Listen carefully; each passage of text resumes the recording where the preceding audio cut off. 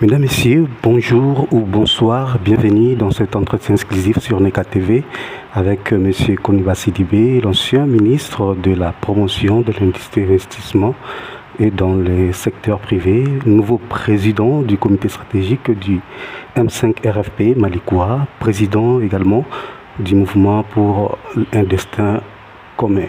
Donc avec lui, nous allons parler de plusieurs choses, surtout de l'avenir du comité stratégique du M5 RFP Malikoua, plusieurs moments d'absence sur la scène politique, et surtout le président du MODEC qui vient de faire son apparition lors de la sortie officielle du comité stratégique du M5 RFP, le Malikoua, qui s'est tenu ce mercredi 3 août à la Maison de la Presse de Bamako.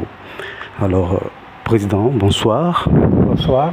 Et surtout, merci de nous avoir accordé votre temps précieux pour parler de la situation du pays, mais plus évidemment, nous allons faire le point sur l'arrivée de cette comité stratégique du M5 RFP Malikoua. Donc voilà, pour commencer. Voilà, merci beaucoup, Président. Alors pour commencer, quel est votre état d'esprit, Président? Je n'ai pas bien saisi. Après toutes ces réactions, après tout ce temps de silence, quel est votre état d'esprit? Mon état d'esprit, c'est l'encouragement. Tout ce que nous avons reçu comme retour à notre première sortie médiatique, c'est beaucoup d'encouragement et surtout un immense espoir que nous allons y arriver, que nous allons pouvoir remettre le M5 RFP sur les rails de la rupture avec la mauvaise gouvernance, que nous allons arriver à sauver notre pays et à refonder notre pays pour aller vers le Malikoua. Alors, merci Président. Alors, nous allons faire vraiment beaucoup de lumière sur cette affaire de l'arrivée du comité stratégique du M5 RFP Malikoua. Donc, beaucoup de gens en parlent et cela fait beaucoup couler d'encre. Donc, nous allons vraiment entrer en profondeur à travers cet entretien exclusif que je vous rappelle que vous êtes bel et bien sur la page NECA TV. Je vous invite à partager. Vous pouvez également poser des questions sur les commentaires. Donc, n'hésitez pas de vous abonner. Alors, pour commencer, Président, d'où provient cette initiative de créer cette communauté stratégique du M5 RFP? Cette initiative s'est imposée à nous, de fait. Nous n'avons pas choisi de la prendre, elle s'est imposée à nous. Pourquoi? Parce que tout simplement, nous avons constitué le M5 RFP pour combattre de mauvaises pratiques de gouvernance, pour sauver notre pays qui était dans une situation excessivement difficile et pour aller vers le Malikoua. Il se trouve que, après avoir été écarté du gouvernement pendant 9 mois, le M5 RFP s'est vu confier le chef de l'exécutif occupé par son président.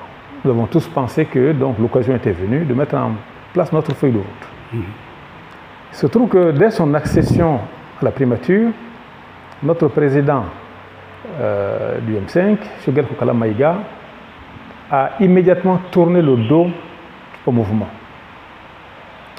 Comme pour le répéter lui-même, il a abandonné le M5 en plein vol. À quoi faisant? En s'adonnant aux mauvaises pratiques de gouvernance que nous avions dénoncées et qui justifiaient la mise en place du gouvernement. Et pour que cela puisse se faire, il a transformé le comité stratégique du M5 RFP en une caisse de résonance à son service. Et il se trouve que des gens à l'intérieur de ce comité stratégique qui n'étaient pas d'accord avec cette orientation du mouvement, ni avec ce comportement de sa direction, et qui ont tout fait pour ramener le comité stratégique à son esprit initial, originel, pour ramener le gouvernement à l'abandon effectif avec les mauvaises pratiques de gouvernance. Tout a été fait, cela n'a pas marché. Donc vous voyez que le conflit qui va aboutir à la création d'une nouvelle direction est en fait un conflit politique. Loin d'être quelque chose contre la personne de Choguel, c'est vraiment un conflit politique. Lui veut un M5 RFP, caisse de résonance pour l'aider à appliquer ces mauvaises pratiques de gouvernance, donc pour son agenda personnel, nous voulons un M5 RFP qui soit un organe de veille, un organe de soutien critique, un organe de proposition d'action pour faire avancer notre projet Malicoura. C'est tout ce conflit, et donc il a exclu des membres du comité stratégique illégalement parce qu'il n'en a pas le pouvoir. Le comité stratégique est constitué de représentants des entités, désignés par les entités, et il a pris plusieurs autres mesures qui pour les gens sont les causes des divergences. Non, cela ne sont que l'expression de la volonté de Choguel d'écarter la partie du comité stratégique qui n'est pas d'accord avec lui, donc de diviser le comité stratégique. Tout a été essayé pour mettre fin à cela. Il n'est pas revenu en arrière. Alors on avait deux choses. Soit on s'en lave la main, on dit Malicoura, c'est fini, ça y est, nous on s'en lave la main. Pour qui connaît les auteurs de cette initiative, c'est inimaginable. L'autre solution, c'était de dire on met en place une nouvelle direction, puisque l'autre direction a failli, pour reprendre les choses à main. Voilà, merci beaucoup Président pour cette lumière. Alors, dites-nous quels sont les acteurs, évidemment les acteurs qui forment cette comité stratégique. Les acteurs qui en ont pris l'initiative et qui sont dans ce nouveau comité stratégique à ce stade, oui, ce sont les dirigeants de l'entité Espoir Malicoura, qui est dirigée par Cheikh Omar Sissoko. Et je vais vous dire, le M5 RFP a été créé par 3 entités. Oui. La CEMAS, le FSD dont moi je suis membre, et Espoir Malicoura dont Cheikh Omar est membre. La CEMAS est partie il y a longtemps, vous êtes au courant? Oui.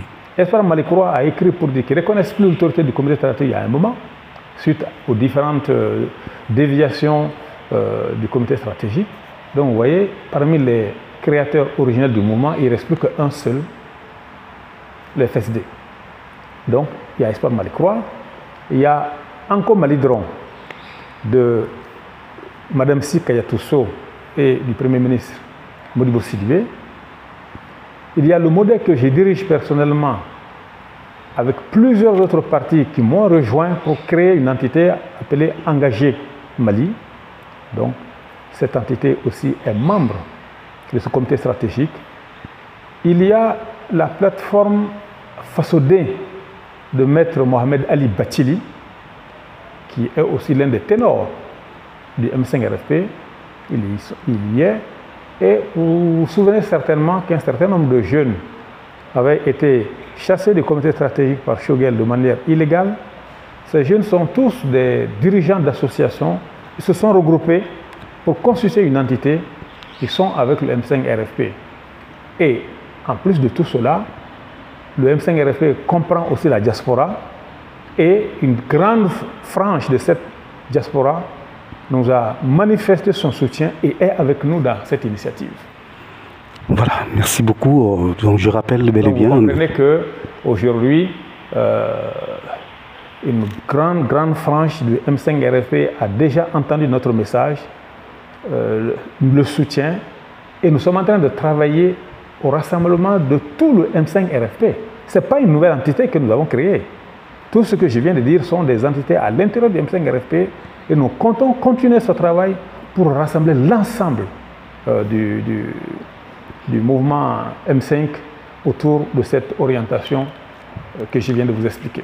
Alors, Président, si je comprends bien, ce n'est pas le mouvement M5 qui vient d'être créé, mais plutôt c'est la comité stratégique.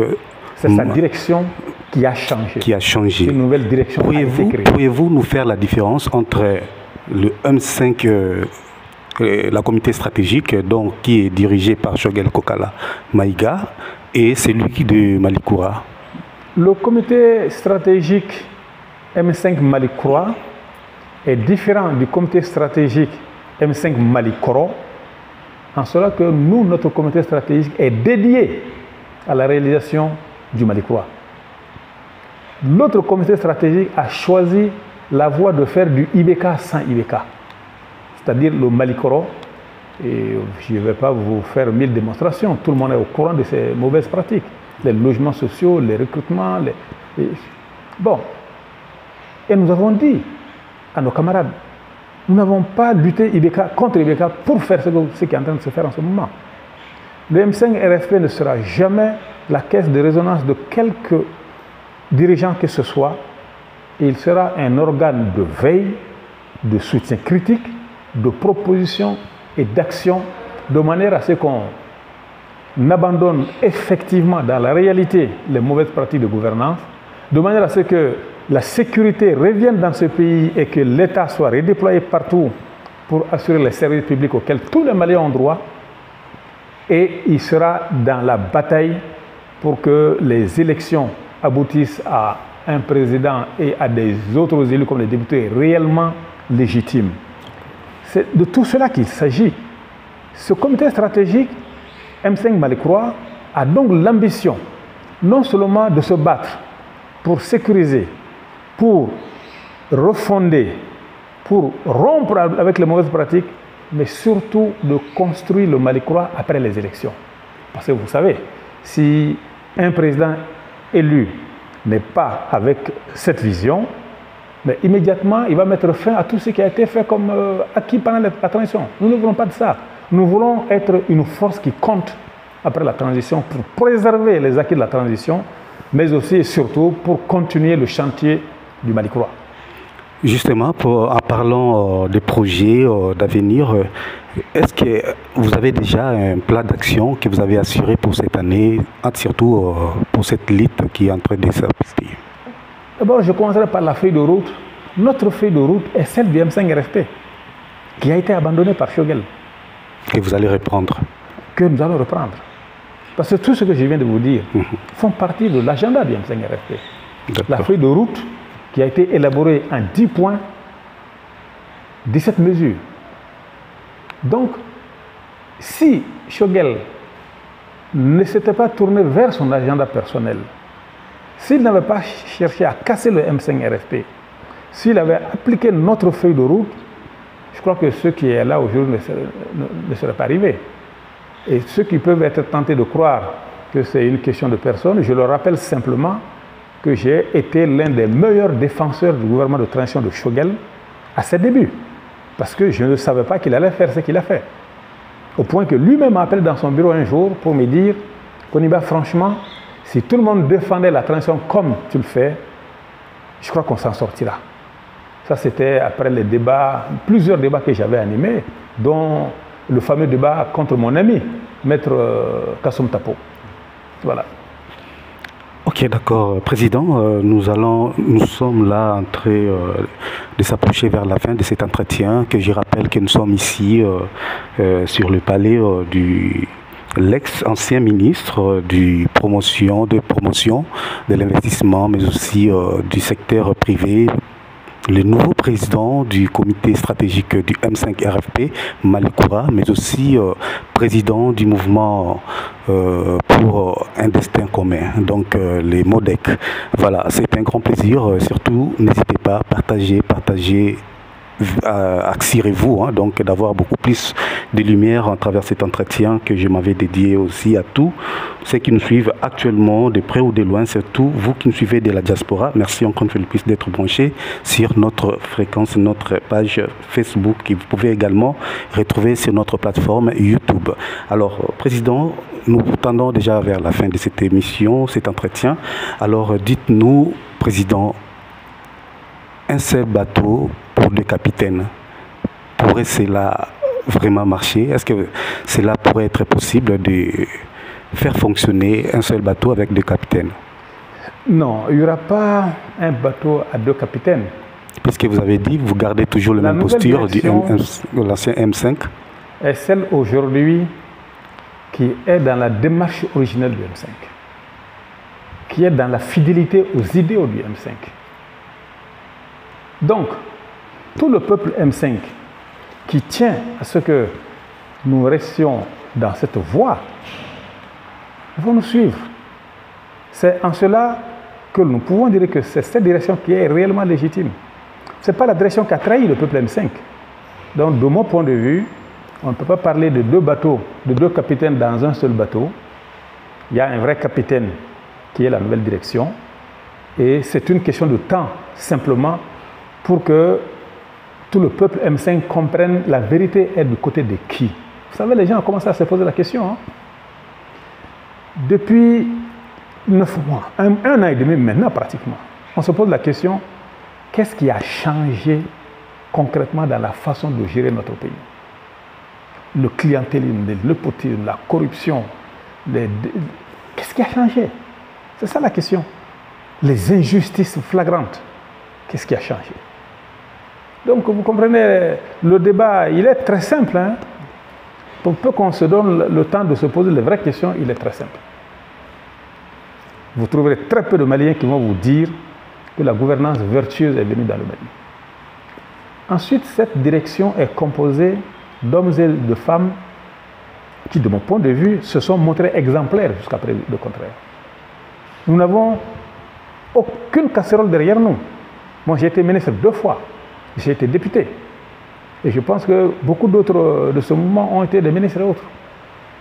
Nous n'avons pas de casserole derrière. Ça veut dire que quand nous disons gouvernance vertueuse, cela est conforme à notre façon de faire. La parole et l'action doivent se marier. Un comité stratégique composé d'hommes et de femmes exemplaires, jusqu'à preuve du contraire dans tout ce qu'ils ont fait, dédié à bâtir le Mali croix, à sauver notre pays, je pense que le choix est vite fait. Voilà, merci beaucoup. Vraiment, nous sommes pratiquement arrivés à la fin de cette émission. Merci, Président, de nous avoir accordé ces temps. Merci en tout cas et surtout bon vent. Et nous allons dire vraiment toutes nos félicitations pour avoir tenu ces postes du président, le nouveau président du comité stratégique du M5 Mali Koura. C'est un plaisir partagé. Voilà. Je vous remercie infiniment. Merci beaucoup. Voilà. Bon, c'est bon? Oui. Madame...